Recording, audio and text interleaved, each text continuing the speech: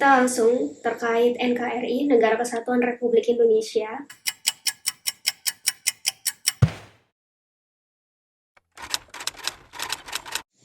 Aloha! Assalamualaikum warahmatullahi wabarakatuh. Kembali lagi di channel aku, Suci Hoiria. Oke teman-teman, kalian pasti dalam keadaan sehat kan ya?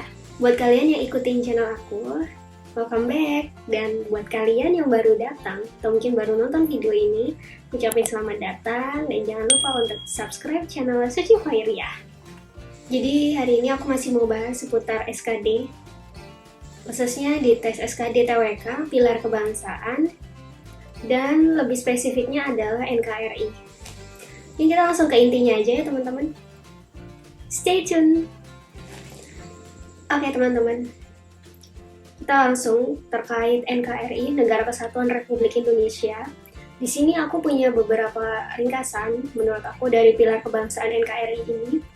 Dan ringkasannya itu yang pertama ada tentang teori terbentuknya negara. Nah, di sini bisa kalian baca dan pahami untuk teorinya gimana.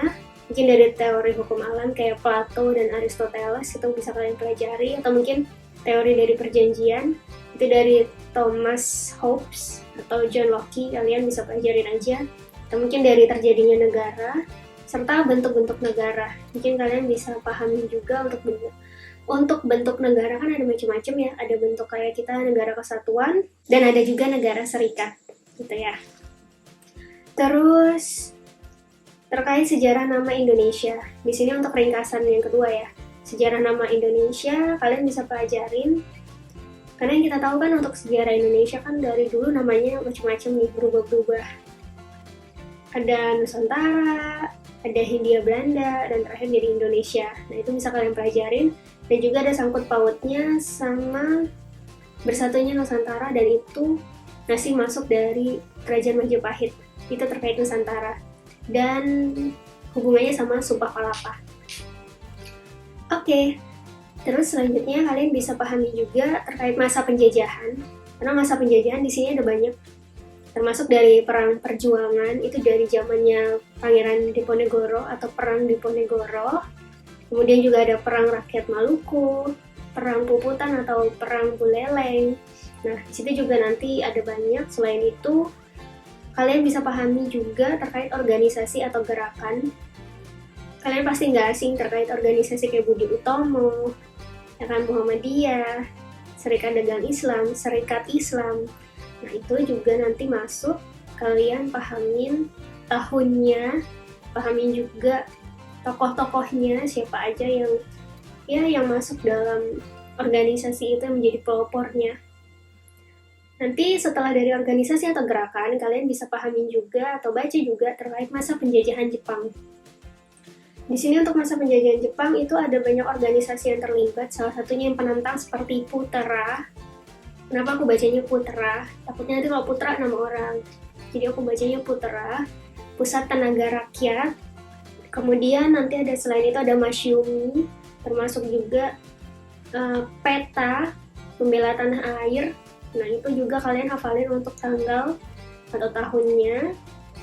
Dan siapa tokohnya, tujuannya apa dari organisasi yang melakukan perjuangan itu. Next, kita ke masa setelah kemerdekaan. Masa setelah kemerdekaan ini ada banyak poin-poinnya, termasuk kemarin yang udah sangkut pautnya sama Pancasila atau pembahasan TWK terkait Pancasila di video ini. Di situ ada pembahasan atau pembentukan BPUPKI, karena memang ada kaitannya, termasuk juga nanti ada pembentukan PPKI, ada peristiwa Rengas Dengklok, juga ada sidang 1, sidang 2 PPKI, perundingan Linggajati, terus juga ada perjanjian Renville. Nah itu banyak, kalian bisa pahami juga tanggalnya, terus juga kalian bisa pahamin untuk keterangan-keterangannya, maksud dari tujuan dari peristiwa itu tuh apa. Kalian bisa pahamin. Kalau emang kalian mampu buat hafal semuanya, itu lebih bagus. Oke, next kita setelah tadi dari peristiwa atau mungkin masa setelah kemerdekaan ya, terkait peristiwa-peristiwa penting. Nah, Dari situ kalian juga bisa next ke ancaman disintegrasi bangsa. Ini kaitannya sama PKI dan juga yang paling sering kita temuin tiap tahun dan masih sering kita peringatin, bukan peringati ya, maksudnya ada hari liburnya.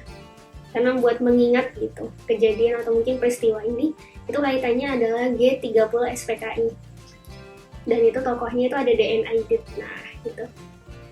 Nanti untuk penyelesaiannya gimana, kalian juga bisa pahami juga atau baca-baca di internet, oke? Kita ke konsep NKRI menurut Undang-Undang Dasar 1945. Di sini untuk konsepnya kalian bisa pelajarin atau pahamin terkait butir-butir dalam Undang-Undang 1945. Itu menyatakan apa aja. Terus ada asal-usulnya Indonesia sebagai negara kesatuan itu gimana. Terus mengapa pasal 1 ayat 1 Undang-Undang Dasar 1945 itu tidak boleh diubah. Kenapa? Nah, itu kalian bisa pahami juga. Terus selain itu tadi kalian bisa baca-baca juga terkait wilayah Indonesia. Di sini wilayah Indonesia kan ada banyak ya. Ada terkait secara geologi, itu ada lempengnya, lempeng apa aja, dan sebagai negara kepulauan berciri Nusantara, di situ punya batas-batas. Nah, kalian bisa pahamin juga. Mungkin itu untuk ringkasan dari pilar kebangsaan NKRI. Dan selanjutnya kita next ke contoh soal. Oke. Dari contoh soal yang pertama, yaitu isinya adalah isi perjanjian Renville adalah sebagai berikut, kecuali. Nah, di sini ada yang di bold, itu terkait kecualinya. Nah, kalian bisa lihat nih, untuk jawaban yang pertama adalah Belanda hanya mengakui Jawa sebagai wilayah RI. Terus yang B, TNI harus hijrah ke RI. Yang C, RI merupakan bagian dari RIS. D, akan diadakan pemilu. Dan E, akan dibentuk Dewan Konstitusi RIS dalam waktu dekat. Kalau melihat dari sini, kalian harus ingat-ingat lagi terkait isi perjanjian Renville yang tadi udah disebutin atau udah aku singgung di awal terkait ringkasan. Oke ya, dan kalian boleh sambil mikir. Tapi jangan lama-lama, ingat waktu SKD atau mungkin waktu tes CAT itu sebenarnya masing-masing persoal kalian gak boleh di atas 1 menit, harus kurang dari 1 menit untuk kerjainnya. Dan jawabannya menurut aku kecuali ya, karena ini kecuali, itu yang A. Kenapa yang A? Karena yang A ini kan bunyinya Belanda hanya mengakui Jawa sebagai wilayah RI. Kalau kita lihat, ini kita langsung ke pembahasan ya. Aku baca-baca dari Wikipedia, kalau untuk wilayahnya itu sebenarnya Jawa Tengah, Yogyakarta, dan Sumatera. Tapi kalau di poin yang A, poin A itu hanya menyebutkan Jawa, padahal sebenarnya nggak semua Jawa itu punya RI gitu.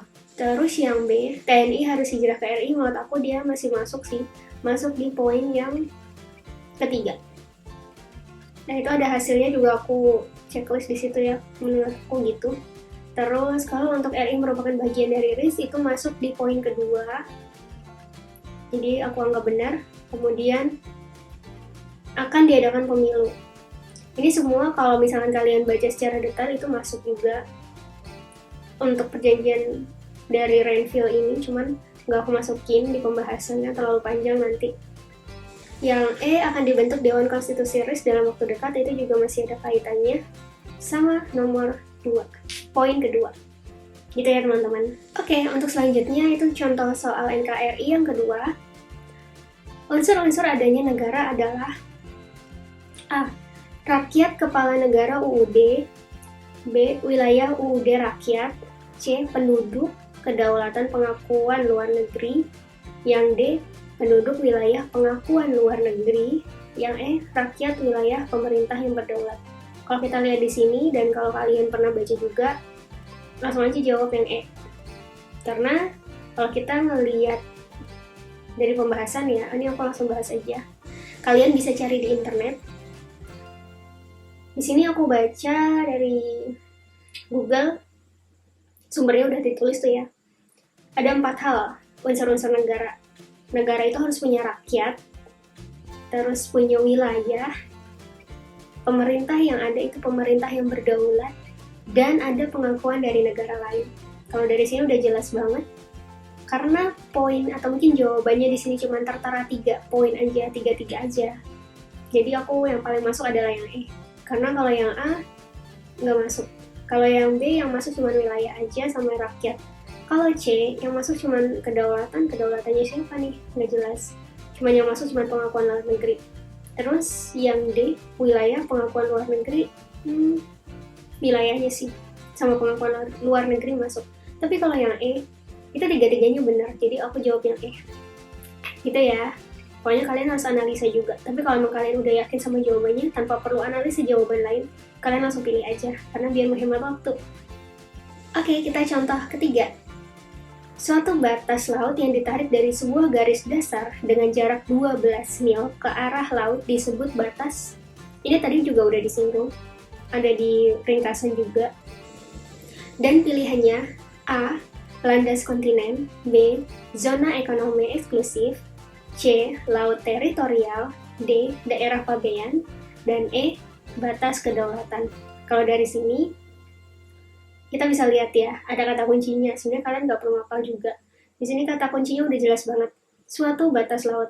Kalau emang kalian mentok nih, misalkan kalian nggak benar-benar nggak tahu apa ini, kalian ikutin feeling aja. Kalau misalkan kalian belum baca, tapi kan kalau dari sini kalian udah tahu ya. Tapi kalau misalkan kalian benar-benar nggak tahu, cari kata kuncinya aja dari suatu soal. Jadi meminimalisir kesalahan gitu kan, kalian bisa tahu jawabannya. Karena di sini ada kata kuncinya tentang batas laut. Jadi pilihannya dari A sampai E itu yang tentang laut, ada kalimat atau kata-kata lautnya, itu yang C, laut teritorial. Kita lihat ya jawabannya terkait pembahasan. Batas laut teritorial, suatu batas laut yang ditarik dari sebuah garis dasar dengan jarak 12 mil ke arah laut. Nah, di sini udah jelas kalau jawabannya itu C, laut teritorial. Gitu teman-teman caranya. Sebenarnya dari poin TWK ini lebih banyak ke gimana cara kalian buat pinter-pinter nyiasatin dari kalimat.